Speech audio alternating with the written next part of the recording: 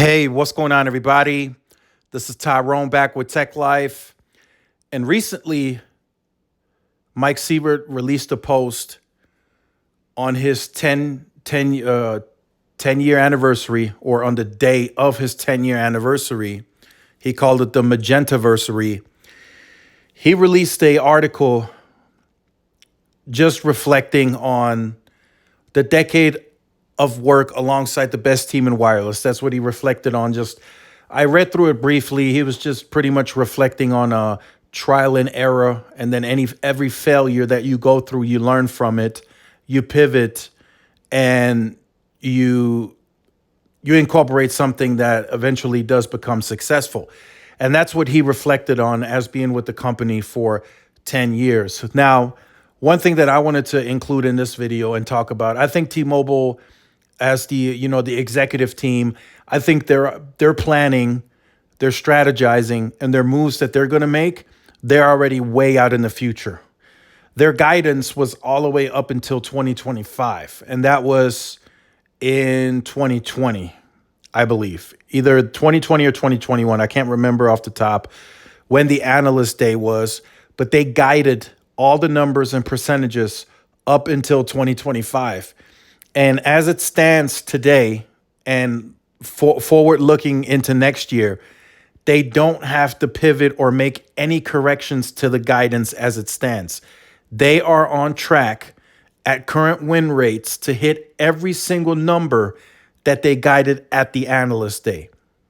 And that includes everything. That includes business, that includes rural growth, that includes enterprise, that includes home broadband. Every single guidance that they hit at the current win rate, they will hit by 2025. So the team doesn't have to sit there in meetings discussing about how do we address 2023? How do we pivot? What do we do? They don't have to do that because all of their work that they're putting in, that they've put in marketing, network, it's all coming together, and they are growing according to plan. So every single thing that T-Mobile has done over the 10-year span of Mike Sievert being at the company is coming to fruition. And every single guidance, even the guidance that they presented at the analyst day, is relatively conservative. And at current win rates, they will probably exceed the percentage of guidance given at the analyst day by a certain amount, right? We don't know that for sure, but it's really looking like it, right? Home broadband, they already have 2.1 million customers, right? The rural share is already at 15%. They guided 20% by 2025. So you kind of catch my drift that the company is growing far beyond even its own expectations going into 2023. So moving forward, every single move that's coming, T-Mobile is already planning that now. They're planning way ahead of into the future because they don't have to strategize anything at this current point, at this current juncture, because it's working. Everything is working according to the guided plan that they put out to the public. So now we're starting to hear rumblings and rumors of the fiber to the home. Why are we hearing that? Because T-Mobile is likely already planning that internally, but that's like way out in the future, right? That might be something we don't see until 2026, for example. That's after the year 2025 and where they're going to be on their guidance. They're already planning stuff out that far ahead because they are currently just that successful. And if you guys saw my post yesterday, you will see that T-Mobile's cash flow is getting ready to explode. So they'll have money to be more flexible in terms of M&A, right? Merger acquisition. They could buy a fiber company, a small one, in several regions. They could do that. They'll have the free cash flow, and they have debt capacity. They're not anywhere close to the amount of debt as a Verizon or AT&T, right? And then, like I said in the video a while back, right, they could still get a regional carrier or two. T-Mobile could try to go for U.S. Cellular. U.S. Cellular may knock on T-Mobile's door in the future, right? But that's when I talk about that type of stuff, it's more speculation, right? But that's future talk. I'm not even talking about next year, 2024, because all of those plans, I can guarantee you, are already set in stone. That's already going to happen. What we're going to see coming in 2023 is already being worked on now. They're going to sign on the dotted line. That stuff's already in the works. What I'm talking about is stuff that happens in 2027, 2028. I know that's far out, but T-Mobile is already in those planning stages because right now everything is working, right? They're getting ready to, and I know some of you are going to probably look at this differently and say, that might not be the right thing. But right now, Verizon, and this is not total connections. This is just postpaid, right? And this is the same thing T-Mobile did when they surpassed AT&T. If we're talking just postpaid only, T-Mobile is going to very shortly surpass Verizon on that, right? Verizon's at like 91 million. T-Mobile's at like 88 million. So that's going to happen probably within the next 2 to 3 years. And then T-Mobile will claim number one. They'll do it. Just like they surpassed AT&T on postpaid subs, they're claiming number two. They will do the same when they surpass Verizon. And in total connections, Verizon and AT&T still clearly have that leadership, right? If we're talking overall total connections, right? Cars, enterprise, just everything included, T-Mobile is in third place. But if they're going by the postpaid only, which is what T-Mobile has been claiming to claim that number two spot, is postpaid. And they are very close at surpassing Verizon on postpaid only subs. And Verizon losing customers and not really growing isn't really helping Verizon retain being at number one. So T-Mobile will eventually surpass them there, and they're going to use that as more fuel in their marketing material. They're going to use it. You know they are. They did it to AT&T very shortly after the merger closed. They immediately became number two, and they let it be known very aggressively. And they, like I said, they will do the same as that happens with Verizon.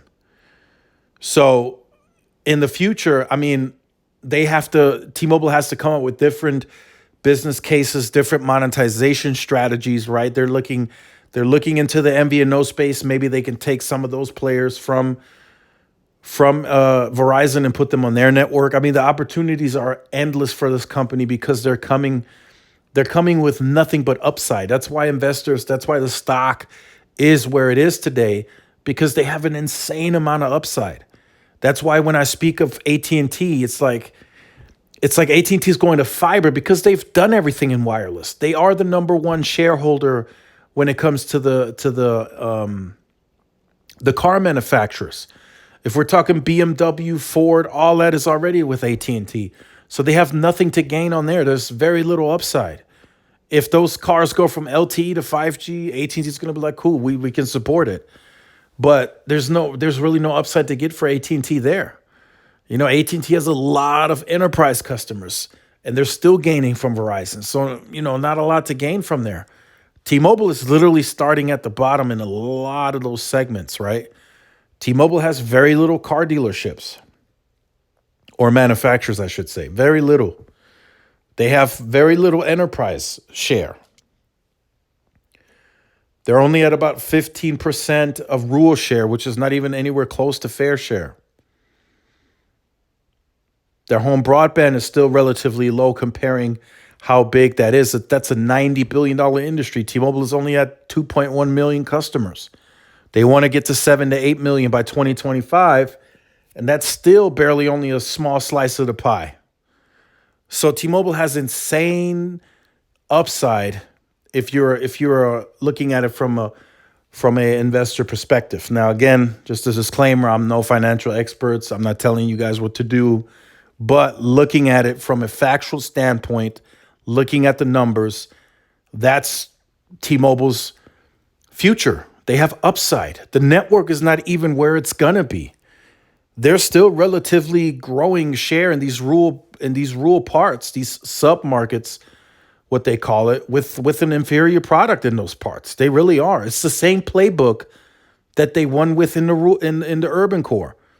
right? In a lot of those areas, they didn't have the better network. They just didn't, right? Early 2012, 2013, if you had T-Mobile's half LTE, half HSPA network, because in a lot of markets, that's what it was as they were upgrading to LTE. You leave 20, 30 miles outside of city limits, you were roaming on HSPA on AT&T. So yes, they had the inferior product, but the playbook was a winner, and they're taking that same playbook into this new company, the merged company with Sprint, and they're taking that into the rural suburban footprint, and it's working. Once again, just look at the numbers. Look at all the upside. Look at where T-Mobile is guiding. Look into the future. So that's just what I wanted to talk about in this video, right? Mike Sievert reflecting 10 years, trial and error. They've had a lot of failure, and they're correcting that now, right? They're correcting it. They're trying new things. They're putting in successful playbook, right? They're trying to improve customer service. That's going to retain them customers. It's going to lower the churn. They got into TV, but they saw it's not going to work out the way they thought it would, so they got out of it. That was a failure. Maybe they try something again in the future. They learn from that. Maybe they try it again in the future. Who knows? I'm just throwing stuff out there, but that's a big part of trial and error. That Mike Sievert has been a huge part of the Un-carrier movement. So I'm looking forward to what they have to offer in the future. So make sure you guys stay tuned to the channel. Let me know what you think about this in the comment section down below. Make sure you guys like, share, subscribe to the channel. Follow my social media outlets. This is Tyrone with Tech Life, and I'll see y'all in the next one. Peace.